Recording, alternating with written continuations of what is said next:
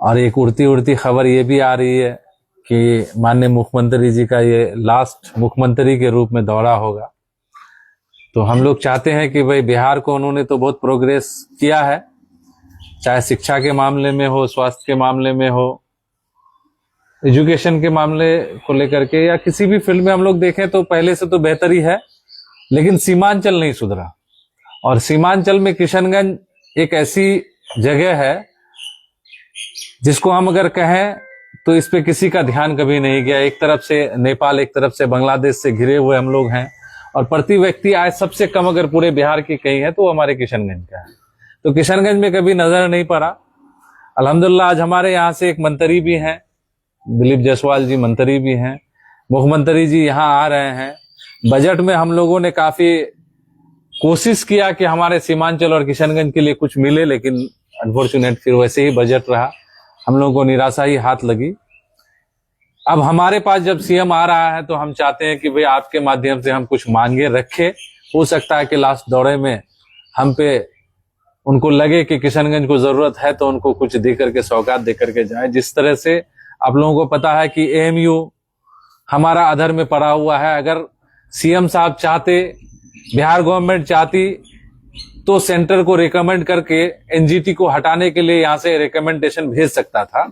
इसके लिए हम लोगों ने प्रयास भी किया। इस बार विधानसभा में क्वेश्चन भी हुआ, विधानसभा के बाहर भी हम लोगों ने क्वेश्चन किया कि बिहार सरकार कम से कम एक प्रस्ताव तो दे कि एनजीटी को हटाएं।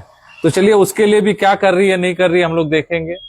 और आगे जिस तरह से हम लोग देख रहे हैं, अभी यहाँ पे एम्स के लिए प्रस्तावित जमीन जब मरहूम एमपी जनाब असरारुल हक कासमी साहब ने मेहनत कर करके एक जमीन को प्रस्तावित किया था, यहाँ से तत्कालीन डीएम जब थे उन्होंने यहाँ से एक जमीन का प्रस्ताव भी भेजा था। तो हम लोगों ने इस बार सदन में मांग किया कि भाई आपने यहाँ एम्स तो नहीं दिया, तो अभी किशनगंज डिस्ट्रिक्ट में एक मेडिकल कॉलेज बनना है। हर डिस्ट्रिक्ट में बिहार गवर्नमेंट का कहना है कि भाई हम बनाएंगे। तो हम लोगों ने सोचा कि जब बिहार का कहना है, बिहार की सरकार कह रही है, मुख्यमंत्री जी कह रहे हैं कि हर जिला में बनना है, तो जो एम्स के लिए जमीन प्रस्तावित था उसको हमने सदन में भी रखा था। मंत्री जी से मिलकर के भी हम लोगों ने लिख करके दिया था। शायद आप में से कुछ पत्रकार होंगे, हम लोग जब डीएम साहब के पास, तौसीफ साहब, हम लोग गए थे, एक ज्वाइंट मीटिंग किए थे, उनको उस वक्त भी हम लोगों ने कहा था कि भाई एम्स के लिए जो जमीन है वो जमीन को आप मेडिकल कॉलेज के लिए दे सकते हैं, और वो इस ऐसी जगह में है जो एक सेंटर है। कोचाधामन का पाटकोई जो है, जहां पे एम्स के लिए जमीन था, उस जमीन को हम लोग मेडिकल कॉलेज के लिए इसलिए दे रहे थे कि वो सेंटर है। चाहे बहादुरगंज का ले लीजिए, टेरागाछ का ले लीजिए, ठाकुरगंज, पोठिया, या किसी भी जगह से अगर आप जो कि अररिया के कुछ ब्लॉक को लेते हैं तो वहां से भी आपका नजदीक हो जाएगा। आप अगर पूर्णिया के, अमोर बैसा के अगर कुछ ब्लॉक को लेते हैं वहां से भी जो 30 किलोमीटर के रेंज में हम लोगों के लिए भी हो जाएगा। तो ये एक सेंटर है। तो हम लोग आपके माध्यम से मांग करते हैं कि कल अगर मुख्यमंत्री जी आ रहे हैं तो आप लोग उससे सवाल भी कीजिए और उनको सुझाव भी दीजिए कि भाई कोचाधामन में एम्स के लिए जो जमीन प्रस्तावित था वो जगह सुटेबल है। सरकार कोचाधामन में एक अभी क्या कहते हैं सैनिक स्टेशन बनाने जा रहा है, तो कम से कम वहां पे जमीन छीन रहे हैं, यहाँ पे कुछ रोजगार का व्यवस्था आप कर सकते हैं, तो आप कम से कम यहाँ पे रोजगार का भी व्यवस्था कर दीजिए, यहाँ के लोगों को फायदा भी हो जाएगा। ये क्वेश्चन आप सीएम साहब से करें कि भाई मेडिकल का जो प्रस्ताव है उसको कोचाधामन में आप लोग दिलाने का काम करें। मेन मेरा फोकस इसी पे था कि हम लोग सीमांचल में जो खास करके किशनगंज में सीएम का जो दौरा है उसमें हम लोगों की ये मुख्य मांगे हैं, जिसमें मेडिकल है और मेडिकल कॉलेज को कोचाधामन में बनाया जाए, इसकी ये एक मुख्य मांग है। और यहाँ जो कटाव का काम में सबसे ज्यादा काहिली बरती जाती है, इस पे भी आप लोग रखें। आगे जून जुलाई आने वाला है, बरसात का मौसम है और सीमांचल का किशनगंज हमेशा कटाव से ग्रस्त रहा है। हम लोगों ने सदन में भी काफी जोरदार इस पे बहस हुई थी, लेकिन इस पे कुछ नहीं हो रहा है। यहाँ पे सूखा नशा पे हम लोगों ने एक दिन ध्यान आकर्षण भी करवाया था विधानसभा में, उस पे भी हम लोगों का फोकस रहेगा।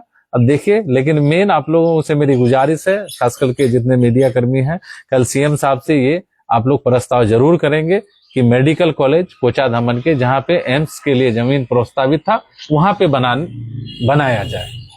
इसको लेकर के मैंने प्रेस कॉन्फ्रेंस बुलाया था। अब बाकी अगर आप लोग कुछ पूछ सकते हैं। इसमें यह है कि एम्स के लिए जो है आपको जमीन प्रस्तावित थी, वो कोचाधामन में कौन सी जगह है? कोचाधामन में पाटकोई है, पाटकोई जगह है, पाटकोई में मौजा पाटकोई है। उसका खाता खेसरा नंबर क्या था? 237 खाता नंबर है, खेसरा नंबर 2270 है। समझ गए? रकबा लगभग उसमें 25 एकड़ के आसपास जो है उस वक्त 25 एकड़ के आसपास उस वक्त शायद के हुआ था, और उससे ज्यादा भी देने की बात चली थी। ये 25 एकड़ में मेडिकल कॉलेज नहीं बन सकता है।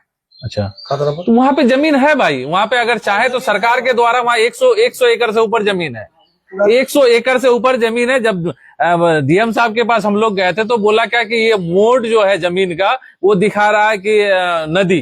तो हम लोगों ने कहा कि पहले आप लोगों को, अगर कुछ लोग हैं यहाँ पे पुराने लोग, तो उनको पता होगा कि जो कनखई का मोड़ था पहले जिस साइड से, वहां पे अभी बस्ती बसी हुई है, अभी बस्ती बसी हुई है। तो उसी तरह से धार ने अपना रुख चेंज कर लिया। अब बहुत ऐसा जमीन है 200, 400, 500 एकड़ जो जमीन ऊपर में है, तो डीएम को अथॉरिटी होता है कि आप मोड यहाँ की वास्तु स्थिति को देखते हुए, भौतिक सर्वे करते हुए, अभी का जो मौजूदा स्थिति है कि नदी वहां से कितना दूर है, उसको देखते हुए आप मोड ऑफ नेचर को चेंज कर सकते हैं। डीएम के पास अथॉरिटी है, पावर है, आप कर सकते हैं। यहाँ पे जमीन उसको अगर 200 एकड़ चाहिए तो वहां पे हम लोग, अगर मान लीजिए कि गवर्नमेंट की जमीन नहीं पड़ेगी, अगर अधिग्रहण सरकार को करना पड़े तो हम लोग फ्री में लिख करके देने के लिए तैयार हैं। वहां पे जमीन वाला जितना है वो एक पैसा का डिमांड भी नहीं करेगा। नीतीश जी अपना पद छोड़ने वाले हैं, ऐसे में इस दौरे को क्या उम्मीद लगती है कि जो देखिए विकास कार्य वो पूर्ण हो पाएंगे या फिर एक छलावा लोग? देखिए, नीतीश जी को तो अभी बाई प्रेशर उनपे जिस तरह से परेशान करके उसको छोड़ने की कोशिश चल रही है और पार्टी के लोगों की, तो हम समझ सकते हैं कि बिहार में नीतीश जी को जिस तरह से मैंडेट मिला था, ये नीतीश जी के नाम पे मैंडेट था, ना कि अगर कोई कह रहा है कि हमें मिला है या उसे दिया है, ऐसा कुछ नहीं है। नीतीश जी ने जो महिलाओं के लिए किया था, महिलाओं ने उनके ऊपर भरोसा जताते हुए 25 से लेकर 30 तक की जिम्मेदारी दी है। अगर नीतीश जी को ये सरकार अभी अगर इतना जल्दी अगर हटा दे रहा है मुख्यमंत्री के पद से, तो ये सरकार बहुत लंबी नहीं चलेगी। आप देख लीजिए, मुख्यमंत्री कह रहे हैं कि हम खुद से राज्यसभा जाना चाहते हैं। देखिए, मुख्यमंत्री, हम लोग सदन में बैठते हैं, मुख्यमंत्री कितना मेंटली फिट है वो हम लोग बहुत बखूबी जानते हैं। और मेरे ख्याल से आप लोग भी देखते होंगे मीडिया में, अपने से आज तक प्रेस कॉन्फ्रेंस एक भी नहीं किए, और वो ट्वीट कहां से कर देंगे भाई? उनका ट्वीट तो कोई और कर रहा है। उनके आसपास जो कुछ लोग हैं, उनको जो यहाँ सोच रहा है कि बिहार की गद्दी में हम लोगों का नहीं चल रहा है और बिहार को हम लोग बफूती बना देंगे, माननीय मुख्यमंत्री को यहाँ से हटा करके हम लोग राज करेंगे, तो वो सपना उन लोगों का साकार बिहार की जनता नहीं होने देगी। अब देख लीजिए, फिर एक लेटेस्ट ये अपडेट है कि फिर नीतीश कुमार ने कहा है कि राज्यसभा जाएंगे नहीं जाएंगे, इस पर फिर विचार किया जाएगा। एकदम मैंने क्या कहा कि भाई देखिए, नीतीश कुमार जी होश में नहीं है, उनको बेहोशी में रखा गया है कुछ लोगों के द्वारा। अब मुझे पूरी उम्मीद है कि जिस दिन वो होश में आएंगे, बिहार की जनता के लिए जब वो सोचेंगे, तो वो अपना फैसला जरूर बदलेंगे। आप देख लीजिए, राज्यसभा चुनाव के लिए एमआईएम किसे सपोर्ट कर रही है? ठीक है, राज्यसभा चुनाव के लिए एमआईएम एक पार्टी है, पार्टी के एक लीडर हैं, लीडर जनाब बैरिस्टर असदुद्दीन अवैसी साहब, और बिहार के लीडर हमारे जनाब अख्तरुल ईमान साहब फैसला करेंगे हम लोग किसको सपोर्ट करेंगे। वो जिनको कहेंगे हम लोग उनके साथ चले जाएंगे।